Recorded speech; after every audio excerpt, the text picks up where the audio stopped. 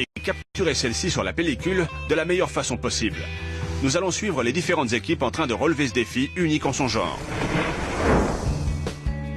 Le niveau est impressionnant cette année.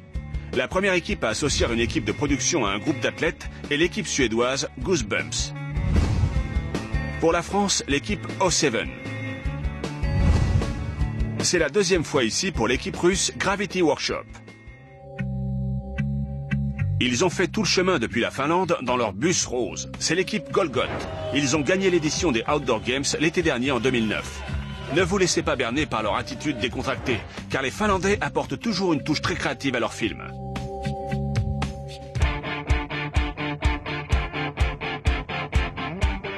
Dans un style différent, l'équipe autrichienne Argonne est un autre favori.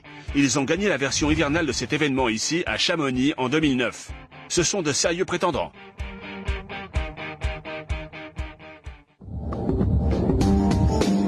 La compétition est ouverte et le temps est compté. Avec seulement 6 jours pour filmer et monter un film de 5 minutes. L'équipe Argonne travaille déjà sur la séquence nécessaire pour leur scénario. On va commencer dès maintenant et profiter du beau temps pour filmer. On a prévu d'inclure une animation 3D. On doit travailler vite maintenant.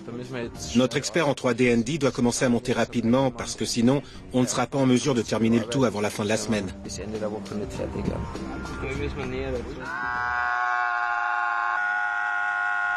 Après le tournage commence le défi des monteurs, surtout quand votre film comporte des effets spéciaux de pointe comme ceci. L'acteur principal de la séquence, Johannes Haberl, est aussi musicien et compose une musique sur mesure pour le film.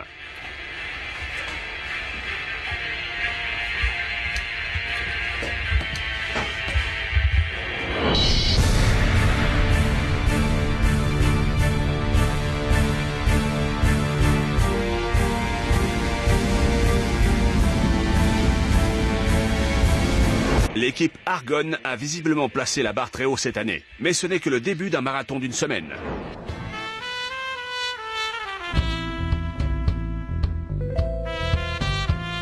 Il s'agit de l'édition estivale des Outdoor Games. Néanmoins, l'équipe Golgot a envahi le saut à ski à la recherche d'un endroit original.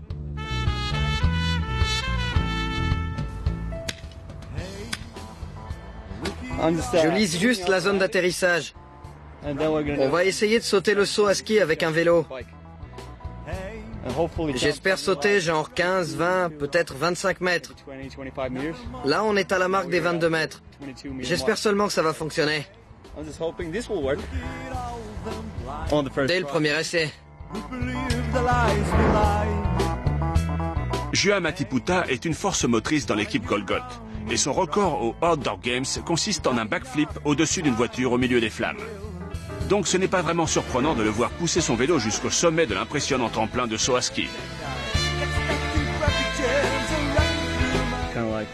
Je m'inquiète un peu pour l'atterrissage. Parce qu'il y a tellement de choses qu'on ne peut pas voir sous l'herbe.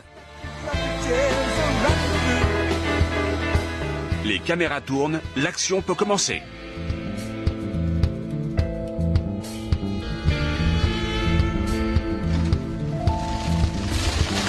Et c'est mission accomplie.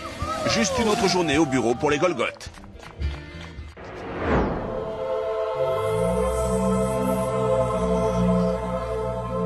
Le base jump est une des disciplines les plus impressionnantes au monde.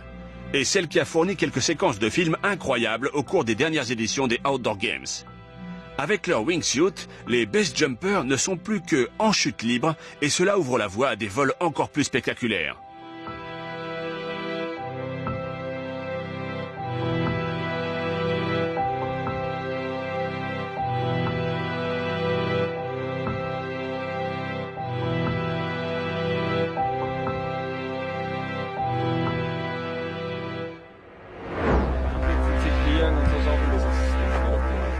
Aujourd'hui, l'équipe Argonne prépare le tournage de leur séquence de base jumping. Le plan est de voler à seulement quelques mètres du sol avec des caméramans très proches de l'action. On arrive toujours quelques jours avant les Outdoor Games pour faire un peu de repérage. C'est là que nous avons trouvé cet endroit et c'est toujours bon d'avoir des photos d'un emplacement pour que toute l'équipe puisse en discuter.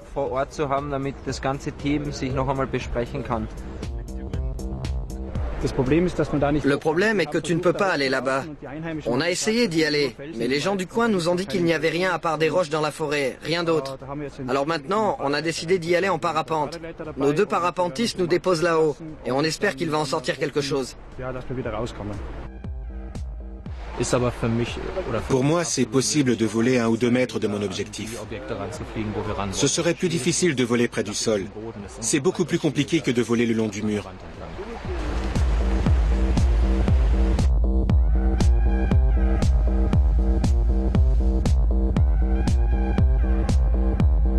Après une randonnée de 3 heures, l'équipe atteint le sommet de la falaise et le caméraman arrive en parapente comme prévu. Arm ist konstant gleich geblieben, weder stärker geworden noch schwächer. Im Moment schaut so aus, dass das Wetter noch einigermaßen stabil ist. En ce moment, le temps semble assez stable. Le vent se renforce à chaque minute et c'est un problème parce que les base jumpers ne pourront pas voler assez loin pour atteindre leur point d'atterrissage si le vent de face est trop fort. Et nous voilà partis. Les base jumpers sont en l'air et nous sommes presque sûrs d'avoir une séquence impressionnante.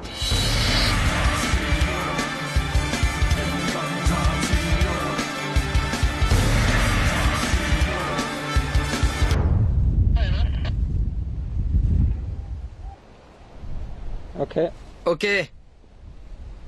Super. Même si la majorité de l'équipe Goosebumps est suédoise, il compte 2 des meilleurs parapentistes américains dans leur rang.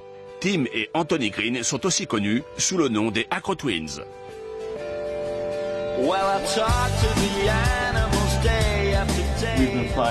On vole ensemble depuis 8 ans, à peu près à chaque vol.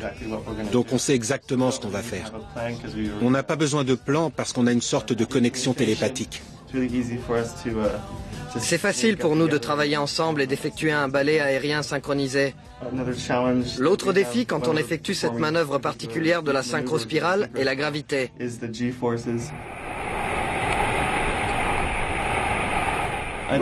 On va probablement atteindre une gravité de 3,5, peut-être 4. Il faut contracter tous les muscles pour rester conscient et pouvoir voir parce que le sang afflue hors du cerveau et tu ne vois rien. Tout devient noir.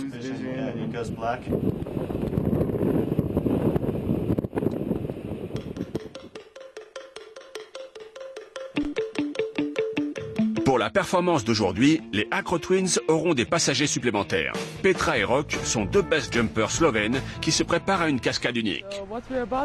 Donc maintenant, on va décoller, puis ils vont faire une cascade en l'air, on va couper, voler un peu, puis ouvrir nos parachutes. Et comme si ce n'était pas assez, les Acro Twins ont un autre problème à résoudre. Avec la cascade qu'on va faire, on va voler avec des voiles seules qui sont les plus petites que l'on peut obtenir sur le marché.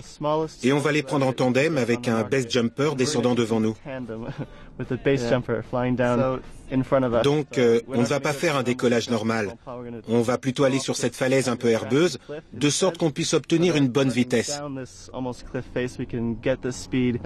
Et on espère décoller et obtenir une vitesse d'environ 50 à 60 km/h. C'est donc le plan.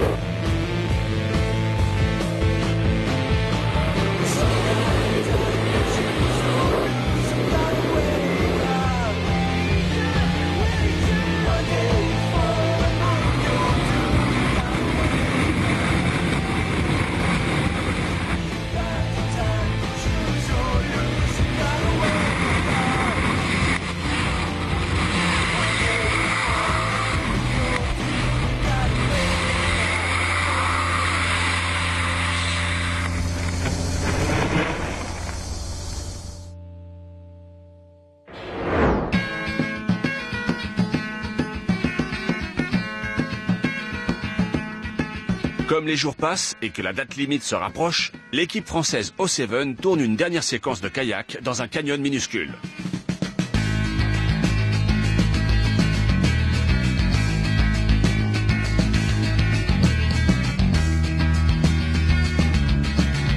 Tout semble bien se passer, mais il n'y a pas de temps à perdre. Il faut l'emmener à la salle de montage.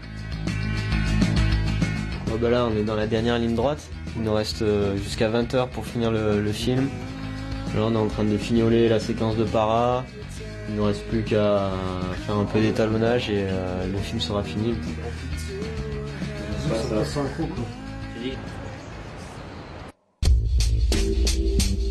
Ainsi, le marathon prend fin pour les 5 équipes.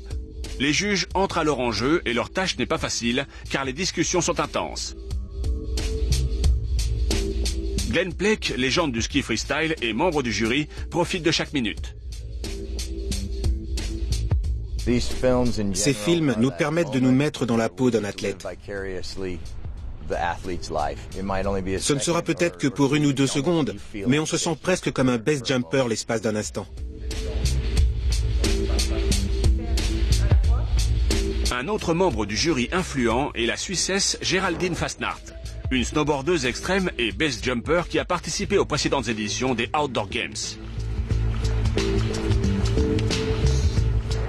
Pour moi, c'est la première fois que je suis de l'autre côté et c'est vrai que quand on connaît tout le travail des fois qui est mis pour faire une séquence, une image, des fois on a presque de la peine à se dire qu'on n'a qu'un seul prix à donner, quoi.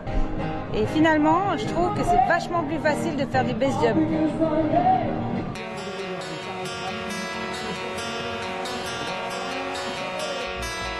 Le public se rassemble à Chamonix. Alors que le soleil se couche, les films sont présentés à une foule de 6000 personnes. Comme on pouvait s'y attendre, le public est totalement surpris par les films et les cascades projetées sur le grand écran.